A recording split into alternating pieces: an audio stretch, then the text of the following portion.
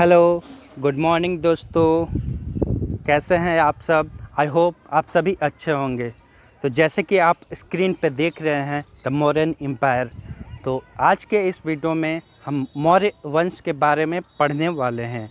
तो मौर्य वंश जिसकी स्थापना चंद्रगुप्त मौर्य ने की थी, और इस वंश का नाम मौर्य वंश इसलिए पड़ा क्योंकि चंद्रगुप्त मौर्य के माँ का नाम मूरा था। तो मूरा नाम होने के साथ ही चाणक्य ने चंद्रगुप्त को मौर्य नाम का टाइटल दिया, और बाद में यही नाम इस डायनेस्टी का नाम पड़ा और मौर्य वंश की स्थापना हुई। दोस्तों, इस वंश में बहुत ही इम्पोर्टेंट राजा थे, जैसे चंद्रगुप्त मौर्य, अशोका और बिंदुसार। तो अशोका द ग्रेट को कौन नहीं जानता दोस्तों। अशोका एक महान राजा थे और इन्होंने अपने शासनकाल में बहुत ही अच्छे कर्म किए, जैसे अशोक राजपथ की स्थापना की, जो कि पाटलिपुत्रा से लेकर गांधार तक्षशिला तक था। और चंद्रगुप्त मौर्य ने बहुत ही सोशल वेलफेयर वाले काम किए, जैसे उन्होंने एक सुदर्शन लेक बनाया, इरिगेशन प्रोजेक्ट स्टार्ट किए, बहुत सारे रोड एंड ब्रिजेज बनाई। तो आइए दोस्तों, आज के वीडियो में हम जानेंगे। तो आइए दोस्तों, इस मौर्यन एम्पायर के बारे में हम समझेंगे एक बाय एक, according to the exam perspective. So first of all, before reading the history we should know the sources that Mauryan empire के बारे में हमें कहाँ से पता चलता है। तो इसके सोर्स, किसी भी हिस्ट्री के दो सोर्स हो सकते हैं। एक तो लिटरेरी सोर्स, मतलब कोई बुक्स या कोई इंस्क्रिप्शंस, या फिर आर्कियोलॉजिकल सोर्स जैसे कि addicts, rock addicts, pillar addict, Sanchi की स्तूपा। तो इसके सोर्सेज में सबसे इम्पॉर्टेंट बुक है इंडिका, जो कि एक यूनानी ट्रैवलर द्वारा लिखी गई थी। दोस्तों, हम जानते हैं कि अलेक्जेंडर द ग्रेट के कोर्ट में रहे हुए मेगास्थनीज, जो कि बाद में सेल्यूकस निकेटर के राजदूत भी बने थे इंडिया के लिए, उनके द्वारा यह इंडिका नाम की पुस्तक लिखी हुई है। दोस्तों, इस पुस्तक में इंडिया की सोसाइटी के बारे में और इंडिया की लिविंग स्टैंडर्ड के बारे में लिखा हुआ है। ये देखिए आपके स्क्रीन पे। Indica was written by Megasthenes, Greek ambassador to Pataliputra. दोस्तों, इस मौर्यन एम्पायर की राजधानी none other than Pataliputra in Bihar. He lived in Pataliputra for 5 years। वो 5 साल मगध के कोर्ट में रहे। एंड हिज बुक डिस्क्राइब्ड, उनके बुक में organisation of army, administration of Pataliputra, economy, customs and religion of the people. उनके इस बुक में ये मिलिट्री को दर्शाता है कि मौर्यन एम्पायर चंद्रगुप्त मौर्य के समय में उनके मिलिट्री कितनी पावरफुल थी।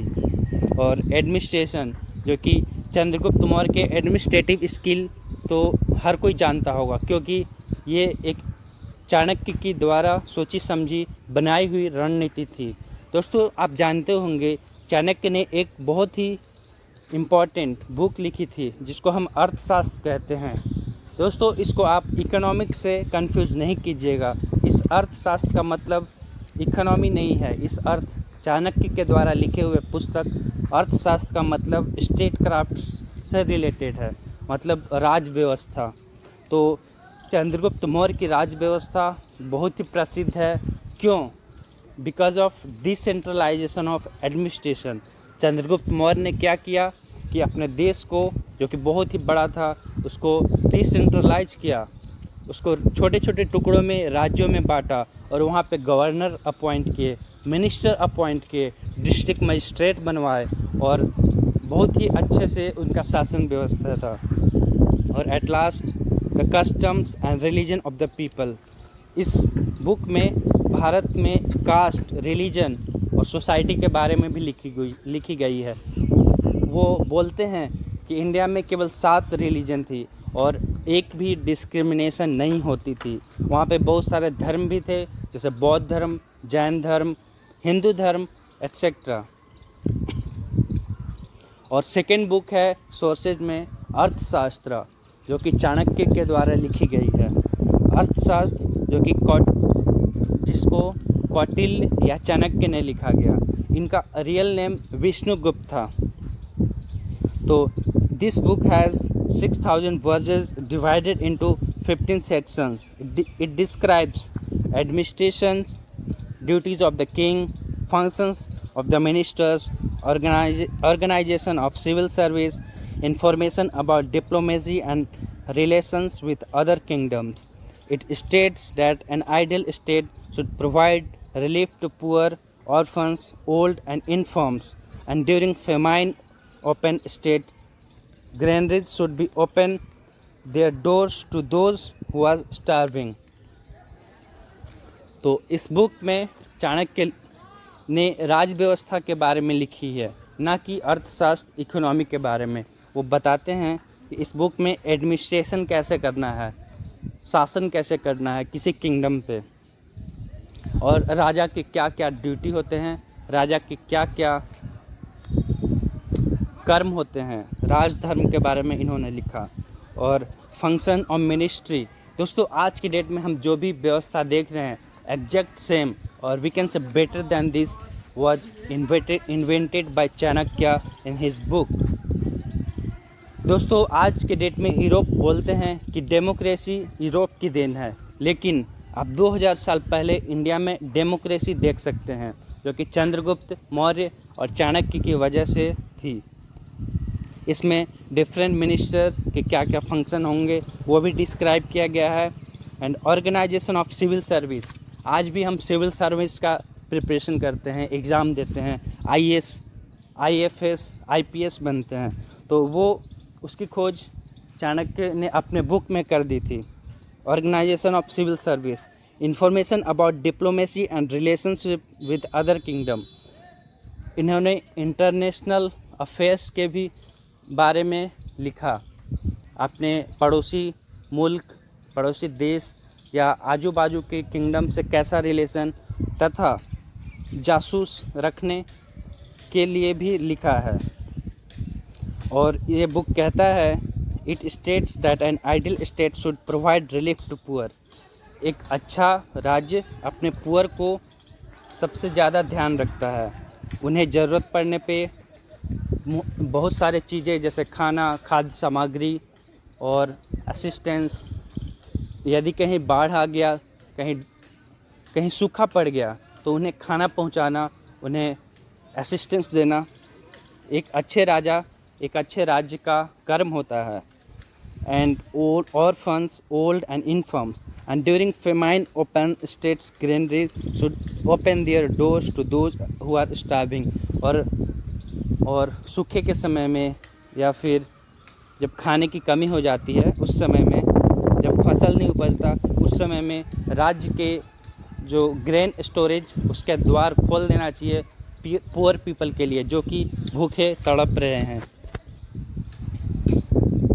अब कुछ इंस्क्रिप्शन के बारे में जानते हैं जहाँ से हमें मौर्यन एम्पायर के बारे में पता चला। तो वो है दोस्तों द लुम्बिनी पिलर। ये देखिए पिक्चर, लुम्बिनी जो कि आज की डेट में नेपाल में है, जहाँ पे गौतम बुद्ध की जन्म हुई थी। गौतम बुद्ध दोस्तों मौर्यन एम्पायर से लगभग 200 साल पहले आए थे। गौतम बुद्ध और महावीर दोनों कंटेम्पररी थे, मतलब एक समान समकालीन थे। तो ये पिलर ये अशोका ने बनवाया था। Lumbini pillar stated king the beloved of gods visited this spot in person and offered worship at this place because the Lord Buddha was born here. King Ashoka had visited and worshipped this place as this is the birthplace of Lord Buddha. तो king Ashoka इस place को visit करते हैं, क्योंकि आप जानते होंगे कि कलिंग युद्ध के बाद अशोका ने बौद्ध धर्म को स्वीकार कर लिया था और वो बुद्ध भगवान से बहुत ही ज़्यादा आकर्षित हुए थे। तो इसी को ध्यान में रखते हुए अशोका ने लुम्बिनी नामक स्थान को विज़िट किया, क्योंकि वहाँ पे बुद्ध भगवान का भी जन्म हुआ था। और नेक्स्ट है सांची का स्तूपा। दोस्तों स्तूपा क्या बोलते हैं? स्तूपा एक बुद्धिस्ट रिलेटेड रिलीजियस वर्ड है। स्तूपा का मतलब अस्थियाँ होती है। स्तूपा इंडिया में बहुत सारे स्तूपा हैं ये जहाँ पे बुद्ध के जो अस्थियों को रखा जाता है, बुद्ध भगवान के बुद्ध के अस्थियों को रखा जाता है। तो ये सांची का स्तूपा आज भी स्थित है, लगभग 2500 साल पुराना, इंडिया में भोपाल में एमपी में स्थित है। Stupa is a semi-spherical dome made of unburnt bricks and stones. Stupa जो कि ईंट और पत्थर से बनाया गया। It was built to commemorate a sacred spot or event, or it had a spiritual body of Buddha containing his relics, hairs, articles, teeth, bones. तो इसमें बुद्ध भगवान के अस्थियों को रखा गया है, जैसे उनके बाल, उनके बॉडी पार्ट्स के बर्न स्टेट और दांत, हड्डियाँ।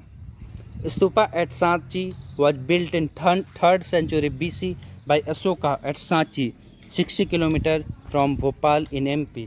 ये भोपाल से 60 किलोमीटर के अंतराल पे अशोका के द्वारा 3rd सेंचुरी BC। दोस्तों BC means before Christ and AD means Anno Domini. एक डेट माना गया जिस समय जीसस क्राइस्ट का बर्थ हुआ, उससे पहले हम BC मानते हैं। उससे पहले हमारा साल घटते क्रम में आता है, और उनके बर्थ के बाद, जिसको हम एनो डोमिनी बोलते हैं, उसके बाद हमारा ईयर साइकिल बढ़ते क्रम में चलता है। It has 4 gateways in 4 directions. Sanchi का स्तूप है, इसके 4 डायरेक्शन में 4 गेट हैं। ये गेट देख सकते हैं आप, ऐसे ही चारों डायरेक्शन में। Original stupa had wooden railing which was later replaced by stone railing. Original stupa लकड़ियों से रेल किया गया। इस स्तूप का जो 4 दीवारी है वो ओरिजिनली लकड़ी का बनाया गया था, लेकिन बाद में इसको पत्थर से बना दिया गया। ये काम आई थिंक पुष्यमित्र शुंग के द्वारा किया गया, जिसे हम बताते हैं कि वो कट्टर एंटी बुद्धिस्ट था, लेकिन ऐसा नहीं है दोस्तों। पुष्यमित्र शुंग जो कि पहला ब्राह्मण राजा था, वो भी बहुत टॉलरेंट था।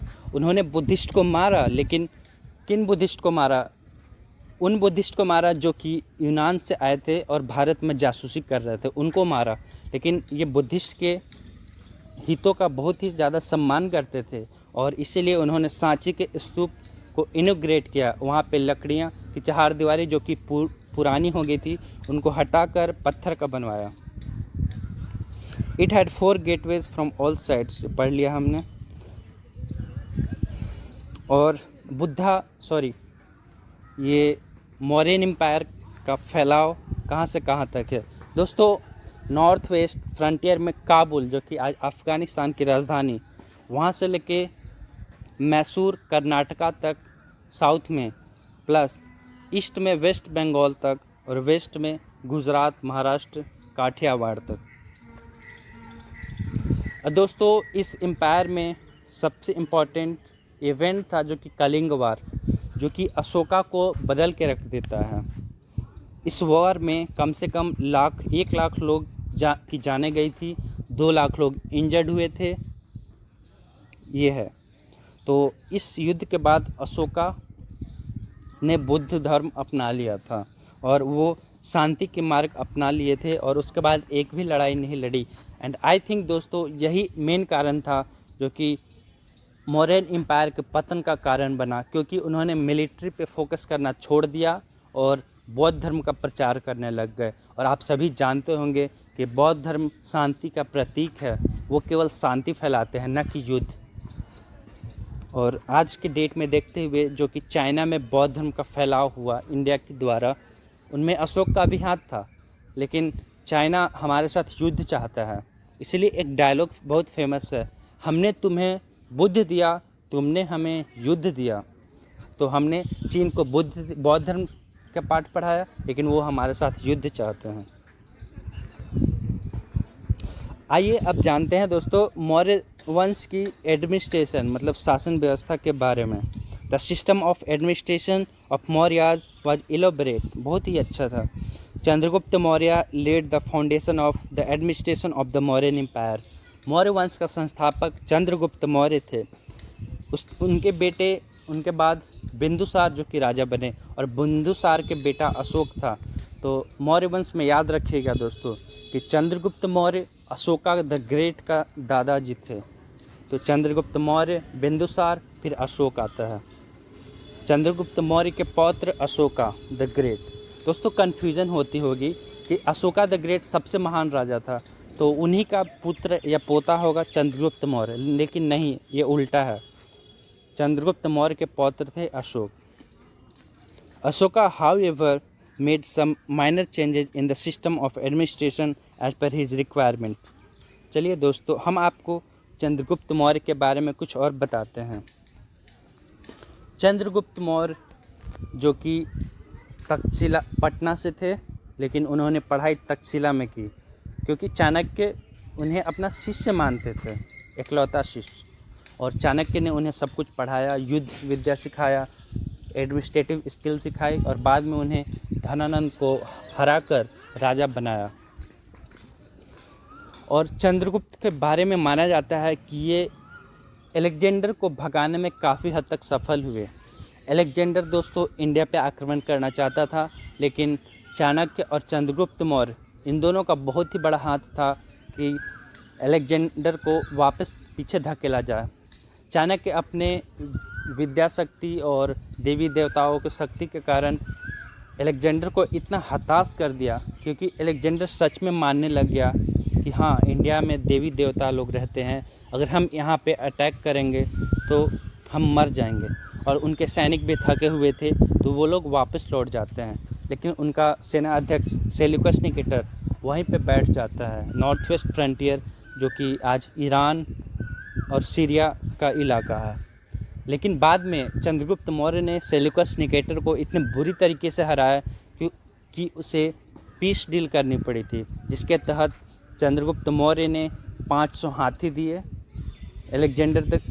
सेल्यूकस निकेटर को, और इसके एवज में सेल्यूकस निकेटर ने अपनी बेटी हेलेना से शादी करवा दी चंद्रगुप्त मौर्य की। तो इस तरह से के इतिहास है बच्चों। इतिहास जितना जटिल है उतना ही इंटरेस्टिंग भी है, उतना ही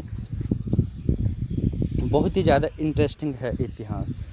चंद्रगुप्त मौर्य बाद में अपने लगभग 20 से 30 साल शासन करने के बाद उन्होंने जैन धर्म को अपना लिया था। और जैन धर्म अपनाने के बाद वो साउथ में कर्नाटका, जहाँ की श्रावणबेलगोला बोलते हैं, श्रावणबेलगोला एक बहुत ही फेमस जगह है जैन धर्म के लिए, वहाँ पे जाकर बौद्ध जैन मुनि बन गए थे। और इस तरह से चंद्रगुप्त मौर्य का समाप्त होता है।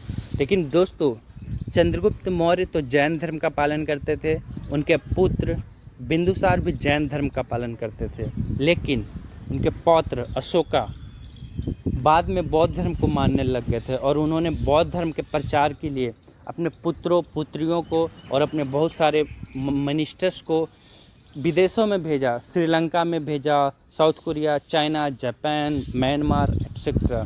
तो बौद्ध धर्म को एक विश्व धर्म बनाने में अशोक का सबसे बड़ा हाथ था।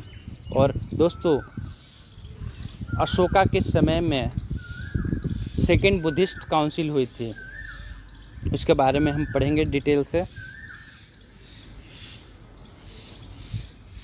तो ये Buddhist council, first Buddhist council Ajatashatru के समय में हुई थी, जो कि हर्यंक डायनेस्टी के फाउंडर तथा पहले किंग थे। उनके समय में फर्स्ट बुद्धिस्ट काउंसिल राजगीर, जो कि बिहार में है, वहाँ पे हुई थी। और ईयर और चेयरमैन आई थिंक ज़्यादा इम्पोर्टेंट नहीं है, लेकिन आप याद कर सकते हैं। उनके चेयरमैन महाकश्यप कपाली थे, और ये ईयर 483 BC में हुआ था। सेकेंड बुद्धिस्ट काउंसिल काल अशोका के शासन काल में हुई थी, जब मगध के राजा काल अशोक थे। वो वैशाली में हुई थी। उनके चेयरमैन सब्बाकर्णी थे 383 BC में, लगभग 100 साल बाद। Third Buddhist council Ashoka the great के शासनकाल में हुई थी, जो कि पाटलिपुत्रा, जो कि मगध का राजधानी था, और उसके चेयरमैन मोगलीपुत्र थे, जो कि 250 BC में हुआ। और फोर्थ बुद्धिस्ट काउंसिल कनिष्क के समय में हुआ, जो कि कश्मीर में हुआ। दोस्तों कनिष्क जो कि एक फॉरेनर था, लेकिन बाद में उन्होंने बौद्ध धर्म को अपना लिया। वो साका लोग थे शायद, और वो बहुत ही अच्छा राजा था दोस्तों। उसको सेकंड अशोका भी बोलते हैं। और वासुमित्र चेयरमैन थे, और 72 एडी में फोर्थ बुद्धिस्ट काउंसिल हुआ। अब आइए दोस्तों हम देखते हैं कुछ जैन बुद्धिस्ट काउंसिल। लगभग ऐसे ही 3 या 4 जैन बुद्धिस्ट काउंसिल भी हुए, जिसमें से एक इम्पॉर्टेंट इस लेक्चर में इम्पॉर्टेंट इसलिए होता है क्योंकि एक जैन काउंसिल को चंद्रगुप्त मौर्य ने कंडक्ट किया था। जैसे अशोका द ग्रेट ने एक बुद्धिस्ट काउंसिल को इनॉग्रेट किया, वैसे ही चंद्रगुप्त मौर्य ने एक जैन काउंसिल को इनॉग्रेट किया था। तो 1 मिनट दोस्तों, आपने पढ़ी होगी तो आप जानते होंगे जैन काउंसिल भी हुए थे, जिनमें से फर्स्ट जैन काउंसिल 300 BC में हुआ पाटलिपुत्रा में, जिसके चेयरमैन स्थूलभद्र थे, और ये चंद्रगुप्त मौर्य के शासनकाल में हुआ। चंद्रगुप्त मौर्य जो कि मौर्य डायनेस्टी के फाउंडर थे। और सेकेंड जैन काउंसिल 512 एडी में वल्लभी गुजरात में हुआ,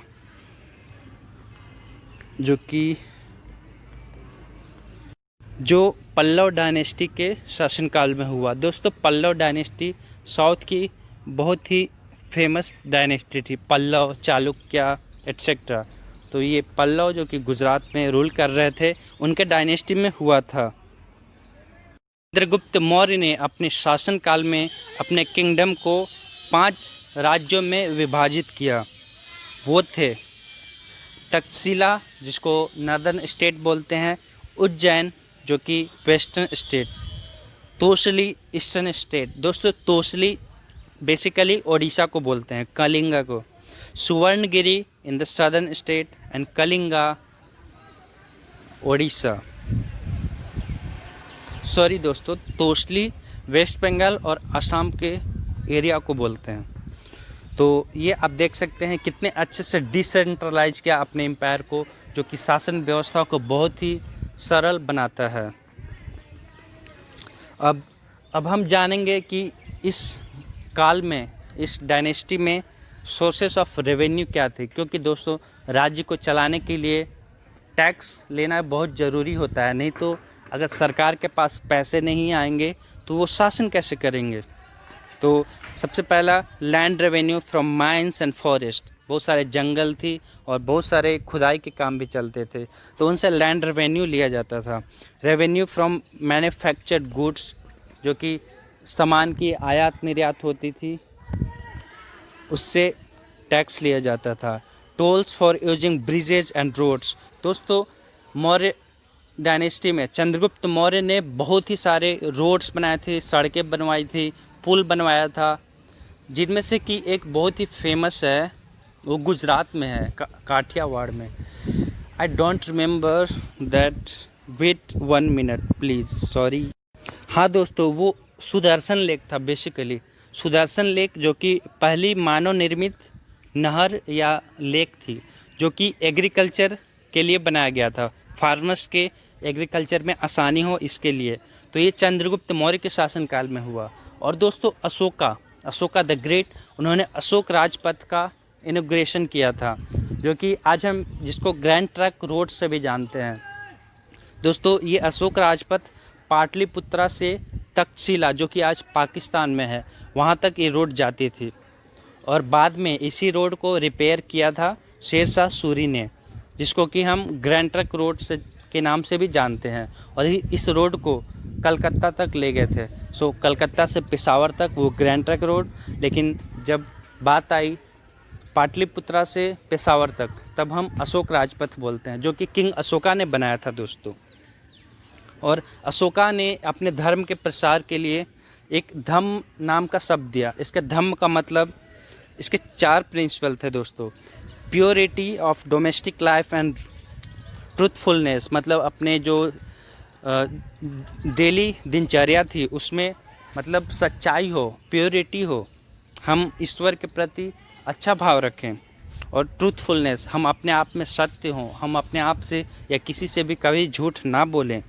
सेकेंड टोलरेशन मीन्स सहिष्णुता, मतलब दूसरे धर्मों के लिए सम्मान का भाव रखना, दूसरे धर्मों की इज्जत करना, तो ये टॉलरेशन का पाठ अशोका ने भी पढ़ाया था। और अहिंसा, अहिंसा मतलब नॉन वायलेंस। तो दोस्तों जैसे बुद्ध धर्म का मेन प्रिंसिपल था अहिंसा, अहिंसा परमो धर्म, मतलब कि हम किसी जानवर, पशु या किसी जीव को हम अहिंसा नहीं करेंगे, हम उन्हें मारेंगे नहीं। तो ये अहिंसा कोर प्रिंसिपल था अशोका के धम्म का। और true ceremonial kindness to give living creatures and liberty to accessories and Brahmans. तो इन्होंने कोई भी जीव को नहीं मारने का आदेश दिया था अपने राज्य में, और ब्राह्मण्स की भी इज्जत करते थे। ऑल्दो इन्होंने बौद्ध धर्म को अपना लिया, लेकिन इनके कोर्ट में मैक्सिमम ब्राह्मण्स ही थे, और ये ब्राह्मण से इनकी बहुत अच्छी बनती थी। और दोस्तों हम इस शासनकाल के अगर अंत के बारे में जाने, डिक्लाइन पीरियड कब से स्टार्ट हुआ, तो दोस्तों मैंने बताया कि अशोका के शासनकाल में जब उन्होंने मिलिट्री एक्सपेंशन छोड़ दिया और बौद्ध धर्म शांति का मार्ग अपना लिया, तो तभी से अशोका के बाद में आने वाले राजा जिनको युद्ध विद्या नहीं आती थी, वो कमज़ोर थे, वो कमज़ोर होते गए। और अंत में एक शासक था, उसका नाम था बृहदत्त मौर्य, जो कि इस डायनेस्टी का लास्ट एम्परर था। इसको इनके एक मिलिट्री जनरल पुष्यमित्र शुंग ने इनकी हत्या कर दी, क्योंकि ये बहुत ही कमज़ोर राजा था। और इनसे जो बहुत सारे यूनानी इन्वेडर, ग्रीक इन्वेडर इंडिया को इन्वेड करना चाहते थे। बहुत सारे यूनान के लोग बुद्धिस्ट मॉन्क के वेश में इंडिया में जासूसी कर रहे थे। तो इनका जो मिलिट्री कमांडर जो कि ब्राह्मण था, पुष्यमित्र शुंग, उसने इन्हें मार डाला और उन्होंने अपने आप को राजा घोषित कर दिया। और बाद में दोस्तों ये पहले ब्राह्मण राजा बने थे, जिन्होंने कई अश्वमेघ यज्ञ किया, बहुत सारे अपने राज्य को फैलाया और उसको कंसोलिडेट किया। तो Brihadratha Maurya, son of Satadhanvan, was the last ruler of Mauryan Empire. He ruled from 187 to 185 BC. इन्होंने केवल 2 साल राज किया। He was also loyal to Buddhism. He was killed by his general Pushyamitra Shunga, who went on to establish the Shunga Empire. So इसके बाद में Shunga dynasty का शुरुआत होती है। तो दोस्तों हम नेक्स्ट वीडियो में शायद शुंग डायनेस्टी के बारे में वीडियो लाऊं, या फिर इससे भी इम्पोर्टेंट सातवाहना डायनेस्टी और कनिष्का साका एम्पायर के बारे में वीडियो लाऊं। सो थैंक यू दोस्तों, इस वीडियो की यहीं पे समाप्ति होती है। मैं आपसे विदा लेना चाहूँगा, और बाद में अंत करने से पहले हम आपको हाथ जोड़कर प्रार्थना करते हैं कि अगर आपको वीडियो अच्छी लगी, पसंद आई, तो लाइक कीजिएगा और चैनल को सब्सक्राइब कीजिए और वीडियो को ज़्यादा से ज़्यादा शेयर करें, ताकि इसका बेनिफिट मैक्सिमम लोगों को पहुंच सके। तो थैंक यू दोस्तों, bye, take care of yourself.